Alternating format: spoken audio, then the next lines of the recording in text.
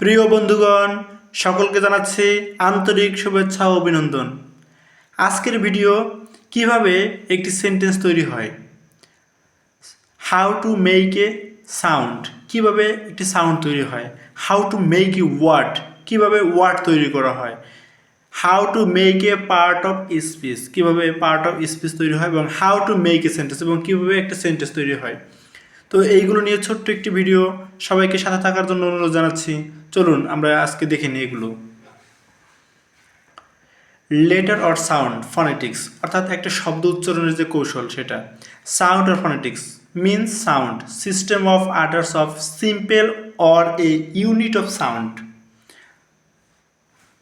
তো এই যে আমরা ফনেটিক্সগুলো উচ্চারণ করি, সেগুলো যে একটা সাউন্ড, মানে যা হোক একটা টোকা হলো সেটাও একটা সাউন্ড। সেই সাউন্ড থেকে কি হয়, আস্তে আস্তে লেটার তৈরি হয়। Let's go. We know that English has a 26 sound. আমরা জানি যে কয়টি সাউন্ড আছে, 26টি। অর্থাৎ এই যে সিম্পল সাউন্ডগুলো যেগুলো আমরা বর্ণ আকারে ধারণ করা হয়, সেগুলো হচ্ছে A B C D F G H I J K L M N O P Q R S T U V W X Y Z ইত্যাদি। তো there is a double sound that's called a consonant. যেগুলো হচ্ছে double উচ্চারণ হয় বা একটু সময় বেশি লাগে, সেইগুলোকে বলা হয় কনসোনান্ট। তো কনসোনান্ট কয়টি, এখানে 21টি কনসোনান্ট দেওয়া আছে এখানে বি থেকে জেড পর্যন্ত, অর্থাৎ এই 26টি অক্ষরের মধ্যে 21টি হচ্ছে কনসোনান্ট। তো এগুলো হচ্ছে লেটার। তারপর আমরা দেখব ভায়েল।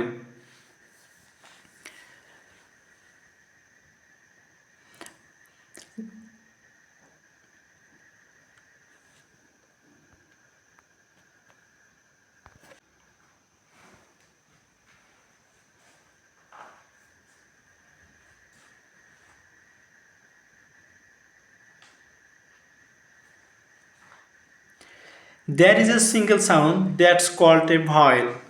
ভায়োল হচ্ছে কয়টি, মাত্র 5টি, এ ই আই ও এবং হচ্ছে ইউ। সেমি ভায়োল হচ্ছে 2টি, ডব্লিউ এবং ওয়াই। তো এইগুলো হচ্ছে কি সংক্ষেপ, এর উচ্চারণটা বা এর উচ্চারণ যেটা সেটা হচ্ছে খুবই স্বল্প সময়। এবং আমরা যেগুলো দেখলাম কনসোনান্ট 21টি, সেগুলো একটু এর চেয়ে একটু সময় বেশি লাগে, সেগুলো হচ্ছে কনসোনান্ট। বাংলায় যেগুলোকে আমরা বলি ব্যঞ্জনবর্ণ, আর ভায়েল যেটাকে আমরা বাংলায় বলি স্বরবর্ণ। তো এই ভায়েল হচ্ছে কয়টি, 5টি, আর সেমি ভায়েল হচ্ছে কয়টি, 2টি, ডব্লিউ এবং হচ্ছে ওয়াই। তারপরে আমরা দেখি যে ওয়ার্ড, কীভাবে শব্দ তৈরি হয়। Through this letters we make you word. তো এখানে আমরা দেখতে পাচ্ছি বুক, এ বি ইটিসি হচ্ছে কি একটি শব্দ। আমরা দেখতে পাচ্ছি এ কেউ একটা শব্দ আমরা বলছি, কারণ কি, but a single letters how to make word, কীভাবে একটা সিঙ্গেল লেটার্স ওয়ার্ড হয় সেটাই বিষয়। যেমন it is a single word but it has a single meaning, যে এটা একটা সিঙ্গেল ওয়ার্ড, এটার একটা মিনিং আছে, সেটা কি, যেমন এ মিনস হচ্ছে কি ওয়ান, এ মিনস ওয়ান, এই কারণে এটা কি একটি শব্দ। ওয়ার্ড শব্দ, we can make a meaningful word through single, double or more letters. একটা, দুইটা বা তারও বেশি লেটার দিয়ে আমরা কী তৈরি করতে পারি, শব্দ তৈরি করতে পারি। That has a single meaning, এবং যেগুলো কি থাকবে, একটা ছোট্ট একটা শব্দের অর্থ থাকবে। সেন্টেন্স বাক্য, এক বা একাধিক ওয়ার্ড পাশাপাশি বসিয়ে মনের ভাব প্রকাশ করাকে কি বলে, সেন্টেন্স বলে। That means arranging of word which is meaningful, যেগুলো হচ্ছে কি একটি অর্থপূর্ণ। আই হ্যাভ এ পেন, আমার একটা কলম আছে, একটা বাক্য যেটা আমার মনের ভাবটাকে সম্পূর্ণরূপে প্রকাশ করতে পারতেছি। এবং she is a good girl, সে একটি ভালো মেয়ে বা সুন্দর মেয়ে। তাহলে এখানে কি আমরা মনের ভাবটা সম্পূর্ণরূপে প্রকাশ করতে পারতেছি। বাংলাদেশ ইজ রিভারেন্ট কান্ট্রি, বাংলাদেশ হচ্ছে কি একটি নদীমাতৃক দেশ। তো এইগুলো হচ্ছে কি একটা বাক্য, যেগুলো আমরা কি করতে পারি, সুন্দর করে এক্সপ্রেস করতে পারি, যেটা হচ্ছে আমার মনের যে বাসনা কামনা, সেগুলো আমরা এটার মাধ্যমে প্রকাশ করতে পারি। তো সেটাই হবে কি একটি অর্থপূর্ণ বাক্য।